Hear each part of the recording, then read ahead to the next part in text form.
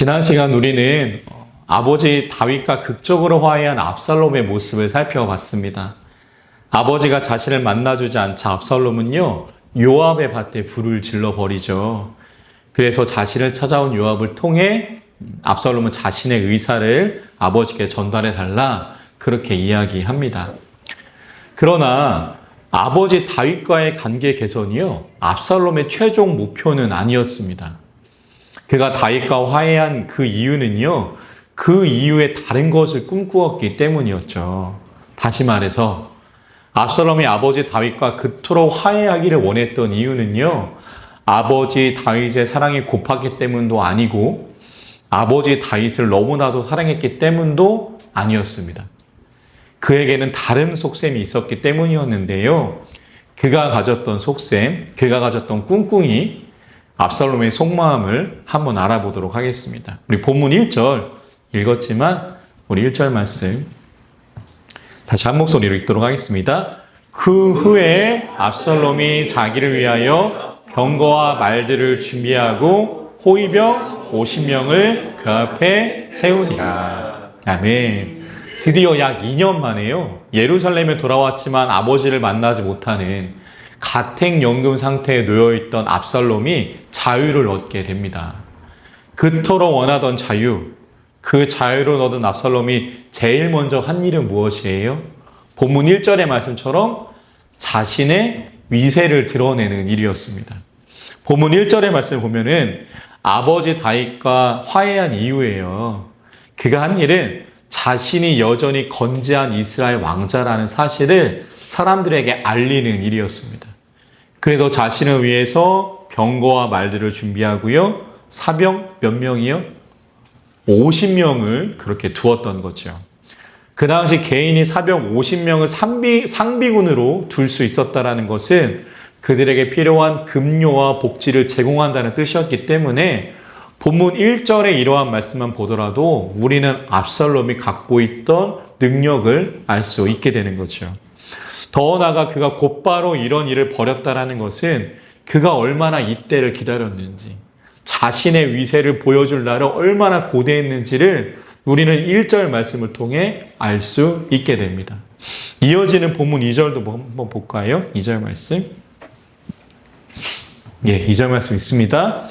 압살롬이 일찍 일어나 성문 길 곁에 서서 어떤 사람이든지 송사가 있어 재판을 청하러 올 때에 그 사람을 불러 이르되 너는 어느 성읍 사람이냐 하니 그 사람의 대답이 종은 이스라엘 아무 지파에 속하였나이다 하면. 아멘. 본문 1절에서 자신의 위세를 그렇게 세웠던 압살롬은요, 본문 2절에서는 본격적으로 아버지 다윗과 각을 세우기 시작합니다. 어떤 각을 세울까요? 아버지 다윗에게 본문 2절 말씀 보면 송사, 그러니까 따져 물을 것이 있어서 온 사람들에게 접근해서 다음과 같은 일을 벌였던 거예요. 본문 3절 말씀 한번 읽어볼까요? 본문 3절 있습니다. 압살롬이 그에게 이르기를 보라, 내 일이 옳고 바르다 마는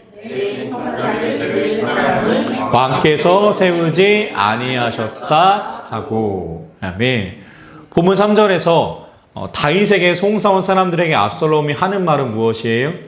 그들이 아버지 다윗에게 가서 송사하지 못하도록 그들의 송사를 가로채서 자신이 그들의 문제를 해결하려 합니다.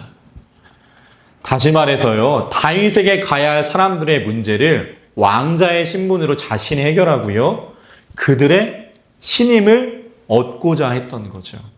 그래서 본문 3절에서 어떻게 이야기해요? 아직 너희들이 송사를 해도 송사를 들을 사람, 재판관들이 결정되지 않았기 때문에 가봤자 헛수고다, 이렇게 이야기하는 겁니다. 그러니까 괜히 아버지에게 가지 말고 송사할 것이 있으면, 억울한 일이 있으면 누구한테 해라? 나한테 해라. 내가 이스라엘 왕자가 아니냐. 내게 해결할 수 있는 일은 내가 내 편에 서서 해결해 주겠다, 이렇게 이야기했던 겁니다. 그래서 압살롬은요, 다음과 같이 말하는 지경에 이르게 되는 거예요. 본문 4절 말씀 있습니다. 또 압살롬이 이르기를 내가 이 땅에서 재판관이 되고 누구든지 송사나 재판할 일이 있어 내게로 오는 자에게 내가 정의 베풀기를 원하노라 하고. 아멘. 그런데 압살롬은 본문 4절에서 자신이 이야기한 것처럼 왕이 아니었기에 왕이 임명한 재판관도 아니었고요. 사람들을 송사하고 재판할 권한이 그에게는 없었습니다. 그런데 어떻게 이야기해요? 마치 자신이 재판관이 된 것이냐? 나를 찾아오는 사람들의 억울함을 자신이 해결해 주겠다 이야기합니다. 그러나 이렇게 사람들의 속마음을 가로채려 한 압살롬. 과연 본문 4절의 말씀대로 자신이 이야기한 대로 공의롭고 정의롭게 송사를 진행할 수 있었을까요? 모든 사람들이 보기에 공평한 재판을 진행했을까요?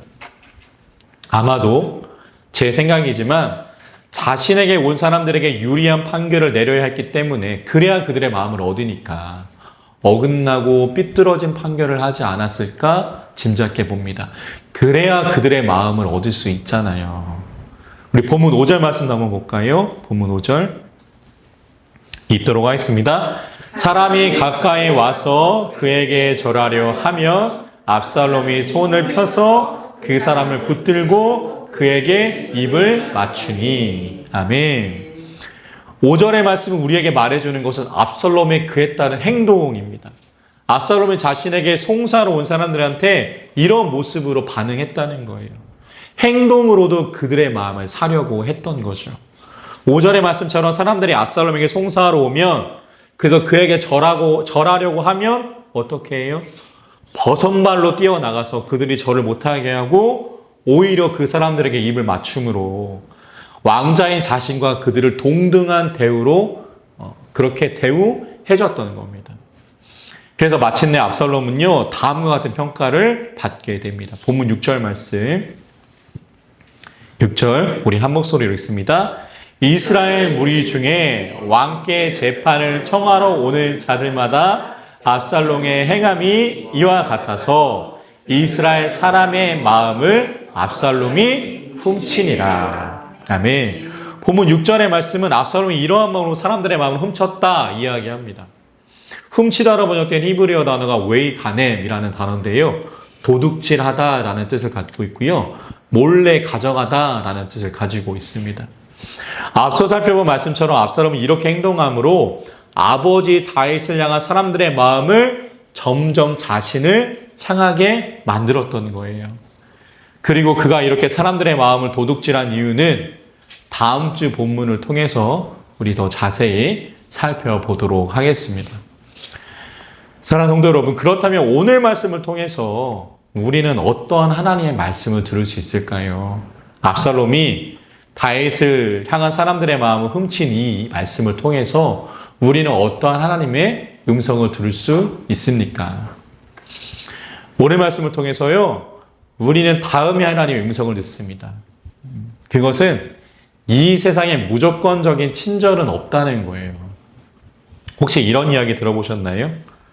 소고기 사주는 사람을 주의하세요. 대가 없는 소고기는 없습니다. 순수한 마음은 돼지고기까지예요. 혹시 이런 거 들어보신 적 있나요? 오늘 압살롬을 다윗에게 송사하러 온 사람들에게 압살롬은요 무조건적인 친절을 베푸는 것처럼 보입니다. 압살롬의 말처럼 송사하고자 하는 재판관이 아직 정해지지 않았는지는 아무도 모르지만 어찌되었든 왕자인 그가 앞장서서 사람들의 송사를 처리하고자 한다면 일반 백성들보다는 빠르게 처리되었을 것이기 때문에, 그리고 그가 이렇게 해주는 것에는 아무런 대가가 없어 보입니다. 그래서 점점 그는 자신을 찾아온 사람들의 믿음과 신임을 얻게 되는 거예요. 오래 걸릴 것 같은 일이었는데 내 송사가, 그리고 나에게 불리한 판결이 내려질 것 같았던 그 송사들이 오히려 빨리 처리되고 오히려 나에게 유리한 판결로 이어졌던 겁니다. 그러나 그 결과는 어때요? 그들에게 압살롬이 아무런 목적 없이 친절을 베푼 것일까요? 만약 압살롬이 아무런 목적 없이 친절을 베풀었다면 오늘 본문 6절에서 압살롬의 이 모습이 사람들의 마음을 도둑질했다 성경은 말하지 않을 것입니다. 그 모습이 하나님 보시기에 합당하고 올바른 모습이었다면 그가 하나님 보시기에 좋은 일로 갔다, 행했다 이렇게 이야기할 것이지 도둑질했다, 훔쳤다라고 성경은 결코 그렇게 이야기하지 않을 거예요. 하지만 그가 반대로 하나님 보시기에 잘못된 길, 그의 이 모습이 사람들의 마음을 도둑질하는 모습이었기 때문에 성경은 그릇된 모습이다 증언하고 있는 거죠. 그래서요, 이 세상에 무조건적인 친절은 거의 없습니다. 있다면 자식을 향한 부모님의 사랑 꼽을 수 있을 것 같은데요. 그런 사랑과 친절을 저같이 아무것도 아닌 사람에게도 베푸는 사람을 저는 거의 만나보지 못했습니다. 사랑하는 성도 여러분, 그래서 우리는 세상의 방법을 분별해야 합니다. 세상에는 그렇게 무조건적인 친절이 거의 없어요. 그런 친절의 이면에는 다른 꿍꿍이가 있음을 기억하시고 세상의 방법에 휘둘리지 않는, 그래서 우리의 신앙도 흔들리지 않는, 그래서 잘못된 친절에 오늘 성경에 증언된 사람들처럼 우리의 마음을 빼앗기지 않으시는 여기 계신 귀한 성도님들과 제가 될 수 있기를 주님의 이름으로 간절히 축원합니다. 오늘 말씀을 통해서 우리는 또한 다음에 하나님의 음성을 듣습니다. 그것은 하나님 없이 세운 계획은 잘 될 수가 없다는 거죠. 오늘 본문에서 압살롬이 이렇게 한 이유를 잠시 먼저, 다음 주 말씀을 잠시 먼저 말씀드리자면 다들 잘 아시는 것처럼 아버지 다윗에게 대항해서 반역을 도모하기 위함이었습니다. 그러니까 구테타를 일으키기 위함이었던 거죠. 그를 지금까지 쌓아온 아버지 다윗을 향한 불평과 불만을 아버지를 폐회시키고 내가 왕이 됨으로 말미암아 보상받으려고 했던 거예요. 그래서 오늘 말씀에서 압살롬은 사람들에게 친절을 베풀며 그들의 마음을 사려고 했던 겁니다. 다시 말해 바로 자신이 아버지 다윗을 전복시킬 때 그 사람들을 자신의 편으로 삼기 위해서 이 모든 일들을 했던 거예요. 압살롬의 호의를 받은 사람은요, 결코 그 호의를 무시할 수 없기 때문이죠. 그러나 하나님 없이 세운 이 압살롬의 모든 계획이 아무리 철두철미할지라도요, 이 계획은 하나님 없이 세운 계획이기 때문에 결코 성공할 수 없는 계획이 됩니다. 결국 이 모든 계획 나중에 살펴보시겠지만 모두 무너져 내려버립니다. 왜냐하면 그 계획에 하나님이 일하실 자리가 없기 때문이에요. 오직 압살롬 본인이 하나님 자리까지 모두 차지했기 때문이죠. 역사를 보면 매우 작은 일로 인해서 역사의 변곡점들이 뒤틀리는 상황을 보게 됩니다. 만약 그 일이 일어나지 않았더라면, 만약 그때 그 일이 일어났더라면 전세는 바뀌고 역사는 다르게 쓰여질 수도 있었던 거죠. 우리나라 역사를 볼까요? 임진왜란 때 이순신 장군이 없었다면, 임진왜란 당시 우리나라는 아마도 속수무책으로 일본에 점령당했을지도 모릅니다. 광복절이 지난주였죠. 일제시대 일본의 압제 앞에서 목숨을 걸고 나라 독립을 위해 싸운 우리나라 독립투사들이 없었다면, 그 당시 교회의 순기능인 교회를 통해 교육받고 선진 문물을 받아들인 독립투사들이 없었다면, 그래서 이 나라는 독립의 결의가 있다는 것을 서방 열국이 알지 못했다면 우리나라의 일제치하는 더 길어졌을지도 모를 일입니다. 6.25 전쟁, 메가더 장군이 주도한 인천 상륙작전, 5,000분의 1이라고 하죠. 그 작전이 성공하지 못했다면, 만에 하나 그 작전이 실패했다면, 모든 일이 수포로 돌아갔다면 6.25의 비극은 다른 방향으로 흘러갔을지도 모릅니다. 이처럼 작은 일들이 쌓여서 큰 일을 결정짓는 순간 역사의 변곡점들이 있는 거예요. 그렇다면 그리스도인의 삶은 어떠해야 할까요? 삶과 신앙의 변곡점, 삶과 신앙의 계획에 우리는 어떻게 해야 하는 것이겠습니까? 압살롬처럼요, 나만 있지 않기를 소망합니다. 하나님이 계시기를 소망합니다. 하나님이 그 순간 우리의 삶과 신앙에 계시기를 간절히 소망해요. 그래서 하나님의 눈으로, 하나님의 방법으로 그 순간을 살아내고 돌파할 수 있기를 원합니다. 우리의 생각대로만 판단하고 결정한다면요, 오늘 본문에 나오는 압살롬의 모습을 답습할 뿐이에요. 그 모습이 아니라 우리의 삶과 신앙의 계획에 그 변곡점, 선택의 순간에 우리는 하나님, 그 하나님이 일하실 공간을 만들 수 있는, 나의 모든 계획이 하나님의 일하시는 장이 될 수 있는 우리의 삶과 신앙의 순간 될 수 있기를 주님의 이름으로 간절히 축원합니다. 소망하기는, 그래서 우리의 삶과 신앙에 있어서 하나님 없이 우리의 삶을 계획하지 않는 저와 여러분들이 되기를 소망해요. 우리의 삶과 신앙의 주도권을 내가 아니라 하나님께, 그리고 하나님과 함께 계획함으로 그 일들, 하나님의 일하심을 내 삶에서 경험하실 수 있는 우리 모두가 될 수 있기를 주님의 이름으로 간절히 축원합니다. 말씀을 정리합니다. 오늘 말씀에서 압살롬은요, 사람들의 마음을 훔치죠. 대가 없는 친절을 베푸는 것만 같습니다. 그러나 대가 없는 친절은 거의 없습니다. 그래서 우리는 시대와 세상을 분별해야 합니다. 더 나아가 우리의 삶과 신앙의 계획에 하나님의 일하실 공간을 만들어야 합니다. 우리의 생각과 우리의 생각으로 가득 찬 그것이 아니라 하나님이 일하실 공간이 우리의 삶과 신앙에 있어야 될 줄 믿습니다.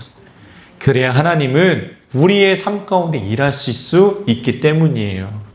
소망하기는 오늘 말씀의 증언대 압살롬의 모습을 반면교사 삼으셔서 압살롬의 길을 떠나 하나님 믿는 자의 길로 걸어가실 수 있는, 남은 3일도 그렇게 살아가실 수 있는 여기 계신 귀한 성도님들과 제가 될 수 있기를 주님의 이름으로 간절히 축원합니다. 기도하겠습니다.